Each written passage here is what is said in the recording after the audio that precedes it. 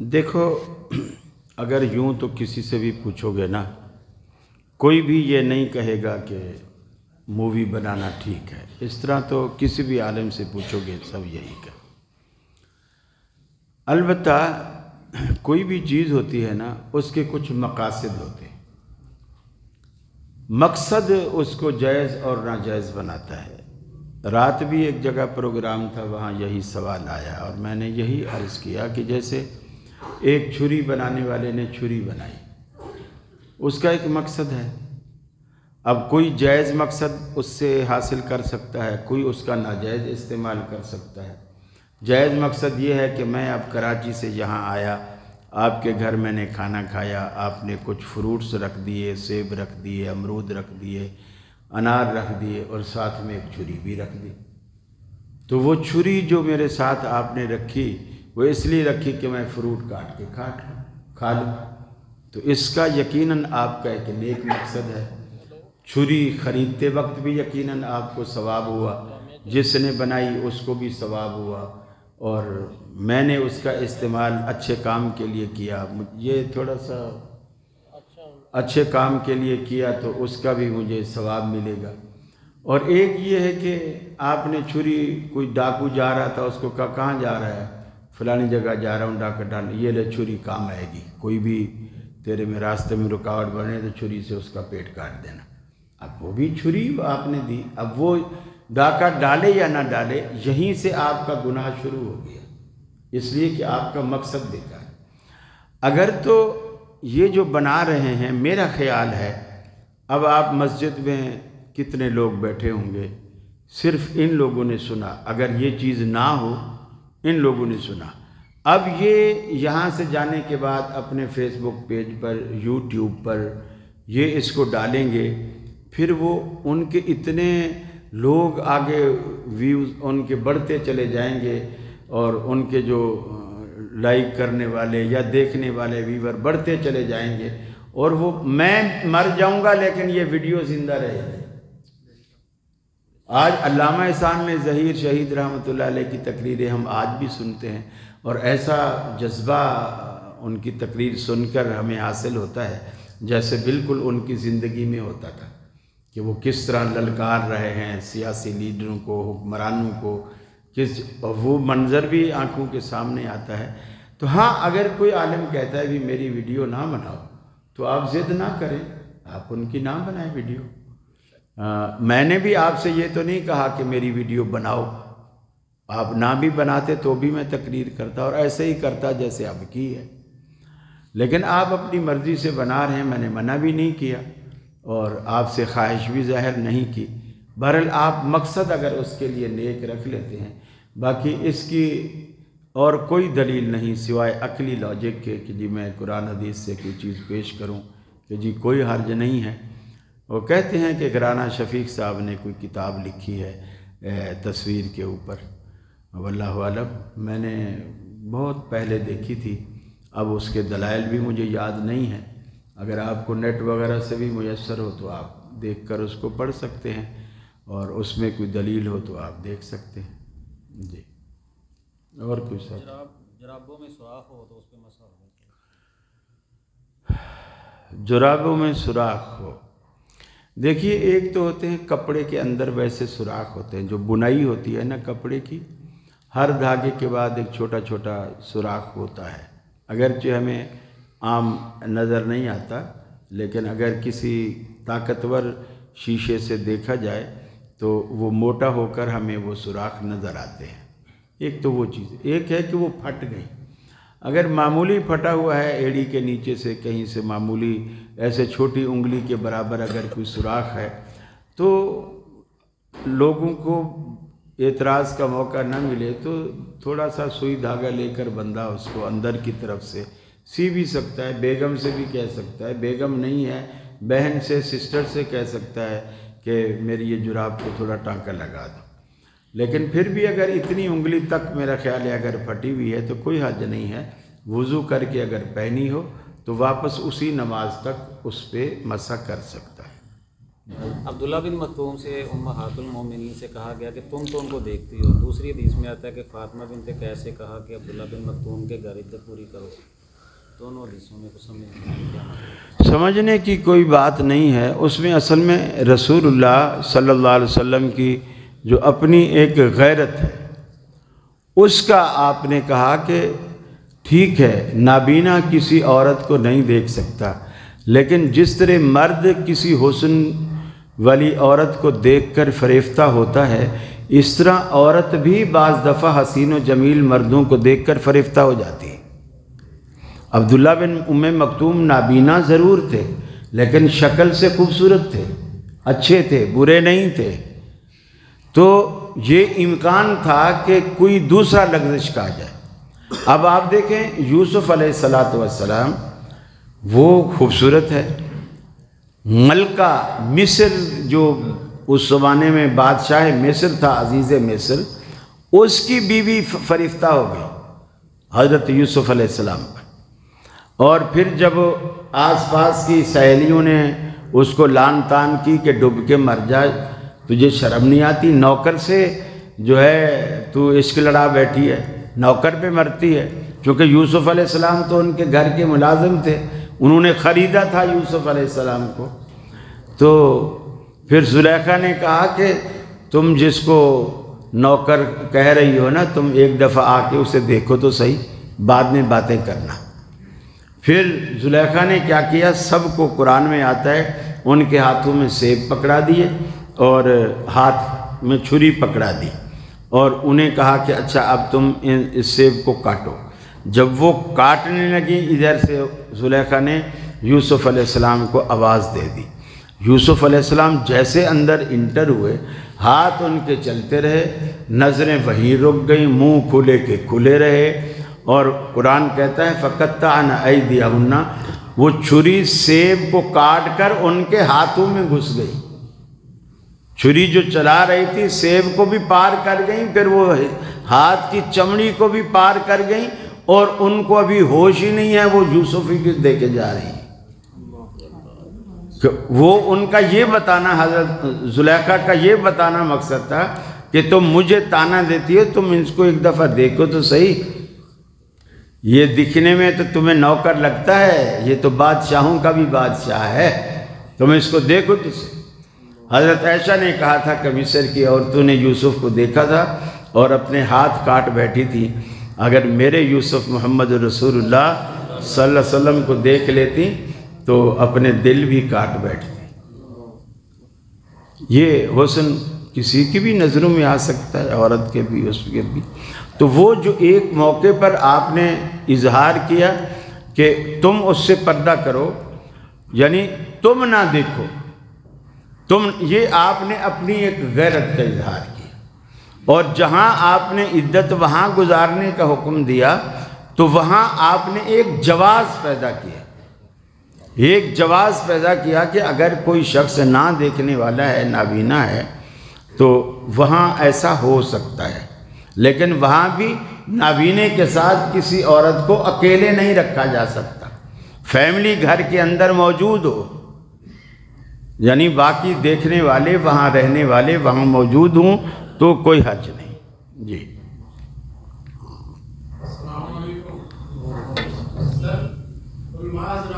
اچھا، اس کی ایک حد بھی رکھو یار، میں کل سے کافی تھکا ہوا ہوں. جی ہاں، آپ لکھ کے ان کو دے دو. مجھے یہی کہا گیا ہے جو سوال یہاں سے آئے اس کا جواب دینا.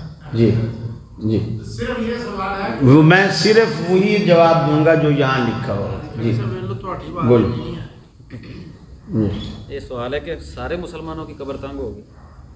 نہیں، جس کی تنگ ہونی ہے، غلطی ہونی ہے، اور اس غلطی پہ اللہ ناراض ہوگا تو تنگ ہوگی. ضروری تو نہیں کہ سارے مسلمانوں کی قبریں تنگ ہوں.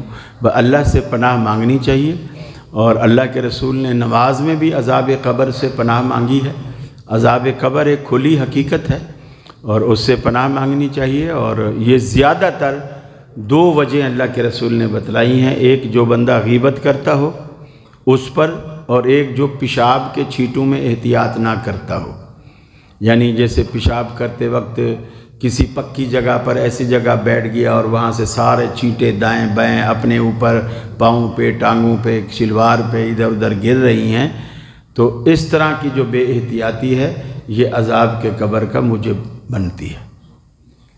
جی سوال یہ تھا کہ حضرت معاذ کے ساتھ اتنی شفقت، اللہ تعالیٰ کی رحمت، فرشتے بھی آئے، پھر بھی قبر تنگ ہوگی، اس کا کیا مطلب؟ اس کا مطلب یہ ہے کہ بڑے سے بڑا نیک بھی ہو نا، اگر اس میں پکڑ والی کوئی بات آ جائے تو اللہ اس کی نیکیوں کو نہیں دیکھتا۔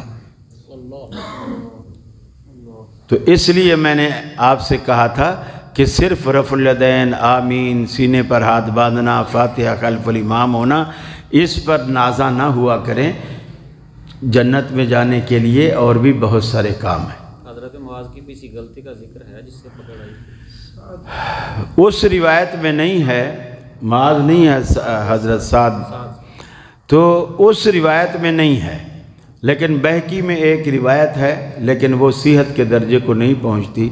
وہ جب صحت کے درجے کو نہیں پہنچتی تو میرا خیال ہے اسے بیان کرنے کی بھی ضرورت نہیں۔ جی اگر بہن اپنا حصہ معاف کر دے اس کا کیا ہوگا؟ معاف کرایا نہیں جاتا، کرتی نہیں ہے، کرایا جاتا ہے۔ باتیں صحیح بتایا کرو، اصلی والی۔ کبھی دنیا میں ایسا بھی سنا ہے کہ بھائی نے بہن کو اپنے حصے معاف کر دیا؟ یہ قربانی دینے کے لیے صرف بہنیں ہی رہ گئی ہیں، صرف بہنیں ہی قربانی دینے کے لیے رہ گئی ہیں۔ بھائی کیوں نہیں کبھی قربانی دیتے کہ جی اللہ نے ہمیں ویسے بہت کچھ دے رکھا ہے، ابا کی جتنی جائیداد ہے ہم نے سب بہن کو دے دی، ہم اس میں سے حصہ نہیں لیتے۔ ماں باپ کے نافرمان۔ ایک منٹ ذرا آپ دکھتی رگ پہ ہاتھ رکھوایا ہے تو پھر پورا رکھوائے نا۔ پھر قرآن مجید میں آتا ہے، اللہ تعالیٰ نے وراثت کے جو مسئلے بیان کیے نا، یہ اکثر برادریوں میں رواج ہے۔ ماں باپ مرنے سے پہلے اپنی زندگی میں بیٹیوں سے لکھوا لیتے ہیں کہ تم اپنے بھائیوں کو معاف کر دے رہی ہو اور بھائیوں سے حصہ نہیں مانگو گی، اور یہ ماں باپ لکھوا کے جاتے ہیں۔ وہ بیٹیوں سے لکھوا کیا جاتے ہیں، گویا بیٹیوں سے انہوں نے اپنے جہنمی ہونے کا دستخط کرا لیا ہے۔ اللہ نے قرآن مجید میں جہاں وراثت کا پورا ایک رکوع ہے وہ بیان کیا ہے، وراثت کے مسئلے بتانے کے بعد آخر میں کہا تلک حدود اللہ، یہ اللہ کی حدیں ہیں، من یتعد حدودہ یدخلہ نارا خالدا فیہا، جو ان حدوں کو توڑے گا پھلانگے گا وہ دوزخ میں جائے گا اور ہمیشہ ہمیشہ دوزخ میں رہے گا۔ وہ حاجی ہو، نمازی ہو، کچھ بھی ہو، پھر اللہ رب العالمین نے نہیں دیکھنا۔ یہ ظلم ہے۔ ماں باپ بہانے کیا بناتے ہیں، وہ جی ہم نے جہیز میں بہت کچھ دے دیا تھا۔ میرے بھائی، بیٹی کو تو نے جہیز میں بہت کچھ دیا تھا، لڑکے کی شادی پہ نے ٹکا بھی خرچ نہیں کیا تھا۔ لڑکے کی شادی پہ کوئی خرچ نہیں کیا۔ کتنے لاکھ کا شادی ہال بک کرایا نے، کتنے ویڈیو بنانے والے منگوائے نے، اور کتنے 15-20 کھانے نے ٹیبلوں پہ سجائے۔ اس میں بٹیر الگ ہیں، گجرانوالا کے چڑے الگ ہیں، فلاں الگ ہے، فروٹ الگ ہیں، بیکری آئٹم الگ ہیں۔ میں تو کراچی میں ایسی شادیاں دیکھتا ہوں، کچھ لوگوں کی ایسی شادیاں ہوتی ہیں، یقین مانیے وہ ایک چیز بھی تھوڑی تھوڑی کھاؤ نا تو بھی ہم ساری چیزیں نہیں کھا سکتے، اتنے آئٹم ہوتے ہیں اور اتنی صرف نمود و نمائش کے، اور 10-10 لاکھ روپے وہاں آرمی کے بڑے بڑے ہال ہیں، 10-10 لاکھ روپیہ صرف ہال کا کرایہ ہوتا ہے بکنگ کا، باقی کھانا پینا وہ چیز وہ سب الگ ہے۔ تو آپ اندازہ لگاؤ کہ بیٹی کا جہیز تو ساری زندگی یاد رہتا ہے، اور بیٹے کے ولیمے پہ جو تم نے ہیلی کاپٹر میں اوپر پیسے پھینکوائے تھے، یہ آپ کے پنجاب میں نہیں ہوتا کیا؟ اس کو کبھی نہیں کوئی شمار کرتا۔ یہ سب زیادتی ہے۔ جی بے نماز کیسا کافر اور مشرک ہے؟ کافر کی قسمیں تو نہیں ہوتی، کافر تو کافر ہی ہوتا ہے، چاہے وہ بے نماز ہو یا کوئی بھی ہو۔ بہرحال اللہ رب العالمین نے قرآن مجید میں کہا ہے اور اللہ کے رسول نے حدیث میں بھی کہا ہے، من ترک الصلاۃ متعمدا فقد کفر، جس نے جان بوجھ کر نماز کو چھوڑا اس نے کفر کیا۔ اور قرآن مجید میں آتا ہے یہ جو لوگ مشرک ہیں، ان تابو، اگر یہ لوگ توبہ کر لیں، وَأَقَامُوا الصَّلَاةَ اور نماز پڑھنے لگ جائیں، وَآتَوُا الزَّکَاةَ اور زکوٰۃ دینے لگ جائیں، فَخَلُّوا سَبِیلَهُمْ پھر ان کو ان کی راہ پر چھوڑ دو، پھر ان کو قتل نہ کرو۔ توبہ شرک سے، نماز کا قیام اور زکوٰۃ کی ادائیگی۔ اور ایک جگہ اسی ضمن میں غالباً سورہ توبہ میں آئیے، اللہ نے دوسری جگہ کہا کہ اگر یہ توبہ کر لیں، نماز پڑھنے لگ جائیں اور زکوٰۃ دینے لگ جائیں، فَإِخْوَانُكُمْ فِي الدِّينِ پھر یہ تمہارے دینی بھائی ہیں۔ گویا جب تک نماز شروع نہیں کرتے وہ تمہارے دینی بھائی نہیں ہیں۔ جی، شادیوں میں ڈھول جو بجتا ہے رشتہ داری کے معاملے میں جانا جائز ہے؟ اللہ کے رسول نے فرمایا لا طاعۃ لمخلوق فی معصیۃ الخالق، جس کام میں اللہ کی نافرمانی ہوتی ہو وہاں مخلوق کی اطاعت نہیں کی جاتی۔ یعنی بندے ناراض ہوتے ہیں تو ہوتے رہیں، رب کو ناراض نہیں کر سکتے آپ۔ جی، اور کوئی بات؟ آگ یا ہیٹر سامنے ہو تو نماز ہو جائے؟ یہ آخری سوال ہے، وہی مقصد کے اوپر ہے۔ آگ کی اگر آپ پرستش کر رہے ہیں یہ ذہن میں رکھ کر کہ میں آگ کو سجدہ کروں گا تو یقیناً وہ آتش پرستی والی بات آئے گی۔ اور اگر ہیٹر لگائے ہوئے ہیں تاکہ نمازیوں کو سردی نہ لگے اور یہ سکون سے نماز پڑھنے لگے تو اس میں تو پھر کوئی قباحت نہیں۔ ساری بات مقصد اور نیت کے اوپر ہے۔ داڑھی کی مقدار کا سوال ہے۔ رسول اکرم صلی اللہ علیہ وسلم نے فرمایا واف اللحا کس الشوارب، مونچھوں کو پست کرو، داڑھی کو معاف کرو۔ معاف کرنے کا مقصد یہ ہوتا ہے کہ اس کے جتنے بھی قصور ہیں نا اسے معاف کر دو۔ یعنی موٹر سائیکل کے بیٹھو یہ بکھرتی ہے، کھلرتی ہے، الجھتی ہے، بڑھتی ہے، کوئی بھی اس کا جرم ہے نا واف اللحا، اسے معاف کر دو۔ کینچی سے، استرے سے، بلیڈ سے اسے سزا نہ دو، ہر طرح سے اسے معاف کر دو۔ اور کہیں آپ نے فرمایا کہ داڑھی کو ارخ اللحا، اسے لٹکاؤ، اسے لٹکاؤ اور مونچھوں کو پست کرو۔ تو مختلف الفاظ آئے ہیں، تو لہٰذا رسول اکرم صلی اللہ علیہ وسلم کی ذات سے اس کی مقدار بالکل ثابت نہیں ہے۔ جی، ہماری مسجد کے بانی ہیں، ان کے آج بیٹے فوت ہو گئے ہیں، جنازہ ہوا، ان کے لیے دعا کریں۔ جی، میں نے اسی لیے ابتدا میں اشعار پڑھے تھے، یہاں کسی نے پرچی رکھی تھی پھر کسی نے اٹھا لی تھی، میں شروع میں ہی وہ ذکر کرنا چاہ رہا تھا، میں نے کیا کسی حکمت کے تحت اٹھا لی ہوگی، شاید نہیں کرنا ہوگا ذکر۔ سوال نہیں پڑا۔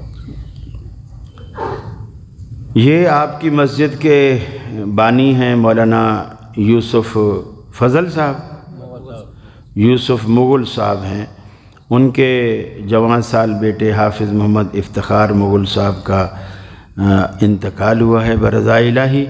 یقیناً اولاد کا صدمہ ماں باپ کے لیے اور بالخصوص جوان اولاد کا صدمہ یہ بہت بڑا ہوتا ہے، لہٰذا آپ لوگ اللہ رب العالمین سے دعا کریں اللہ ان کو یہ صدمہ جھیلنے کے بھی، صبر کی بھی توفیق عطا فرمائے اور ان کے بچے کو جنت الفردوس میں اعلیٰ مقام عطا فرمائے، اور اللہ رب العالمین اس حافظ بچے کی معرفت ان کے والدین کو بھی جنت کا ایک ہیلہ بنا دے، اللہ رب العالمین ان کے والدین کی بھی مغفرت فرما دے اور ان کے بچے کی سفارش ماں باپ کے حق میں قبول فرمائے اور اللہ رب العالمین ماں باپ کو بھی بخش دے۔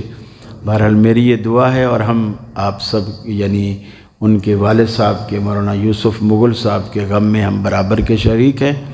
اللہ تعالیٰ سے دعا ہے کہ اللہ رب العالمین ان کو صبر جمیل تمام لواحقین کو عطا فرمائے۔ بس جی، سوال پہ سوال ہے، صحابہ داڑھی کٹواتے تھے؟ صرف ایک عبداللہ بن عمر کا ذکر آتا ہے۔ دیکھیے، مجھے اہل حدیثوں کی ایک بات سمجھ میں نہیں آتی، میں حیران ہوتا ہوں۔ اگر حنفی سے بات کریں گے اور حنفی حضرت عمر کا حوالہ دے دے کہ انہوں نے 3 طلاقوں کو 3 مانا تھا، تو اہل حدیث فوراً اس کو کہے گا تو نے کلمہ عمر کا پڑھا ہے کہ رسول اللہ کا پڑھا ہے؟ فوراً یہ کہے گا۔ اور جب آپس میں بات ہو تو پتہ نہیں وہ ایمان کہاں چلا جاتا ہے۔ اب تم نے کلمہ عبداللہ بن عمر کا پڑھا ہے یا رسول اللہ کا پڑھا ہے؟ پھر اگر آپ موازنہ بھی کریں، ایک طرف رسول اللہ کی بات، ایک طرف عبداللہ بن عمر کی بات، تو آپ کس کی بات کو اونچا رکھو گے؟ دوسری طرف تو آپ کو دیکھنا ہی نہیں چاہیے۔ خود حضرت عبداللہ بن عمر ممکن ہے انہوں نے جس جذبے کے تحت، وہ بھی شارحین لکھتے ہیں کہ حج کے موقع پر جب انہوں نے بال وغیرہ کٹوائے تو بال کٹوائے تو انہوں نے داڑھی بھی ایک مٹھی رکھ کے جو اس سے اوپر تھی اس کو کٹوائی، اور اس کی لاجک یہ پیش کی کہ اللہ نے اس دن سب سے پیاری چیز کی قربانی مانگی ہے، حتیٰ کہ ابراہیم علیہ السلام سے ان کے بیٹے کی قربانی مانگی تھی، اور مجھے داڑھی سب سے زیادہ پیاری ہے۔ اور آج جو دنیا میں روزانہ دفتر جانے سے پہلے شیشے کے سامنے کھڑا ہو کر صابن لگا کے یوں کر رہا تھا، پھر بیگم کو ہاتھ لگا کے دکھاتا ہے، یہاں ہاتھ لگا دیکھ تھوڑا بھی کانٹے چبھ رہے ہیں نا، پھر وہاں بلیڈ چلاتا ہے، یہ اس نیت سے چلا رہا ہے کہ اللہ کو چونکہ داڑھی پسند ہے یا مجھے سب سے زیادہ پسند ہے، میں اللہ کے نام پہ قربان کروں۔ وہ تو بیگم کی خوش ندی کے لیے ایسا کر رہا ہے، یا دفتر کے کلیگوں کو خوش کرنے کے لیے ایسا کر رہا ہے۔ کہاں عبداللہ بن عمر کا جذبہ اور کہاں ان کی گھٹیا سوچ، یہ اس کے موازنہ ہی کیا ہے۔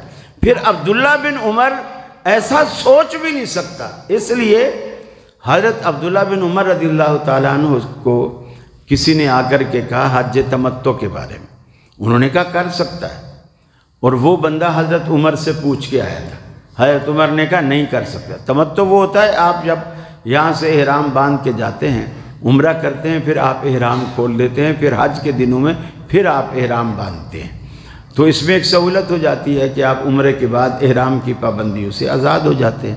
حضرت عمر نے کہا تمتع نہیں کر سکتے، تو اس بندے نے حضرت عبداللہ بن عمر سے کہا کہ تو کہتا ہے تمتع کر سکتے ہو، تیرا باپ منع کرتا، تیری مانے تیرے باپ کی مانے۔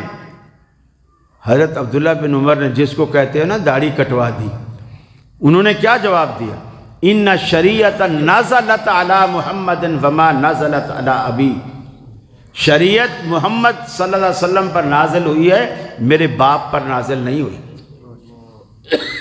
اہل حدیثو، جب جو دعویٰ کرتے ہو اس پہ ثابت قدم بھی تو رہو نا، یہ تھوڑی ہے بھی جس طرح کا منافع دیکھا، فائدہ دیکھا، اپنی پسند دیکھی، اسی طرح کے ڈھل گئے، تو ایسا نہیں رکھو اپنے آپ کو۔ بس جی، جزاکم اللہ۔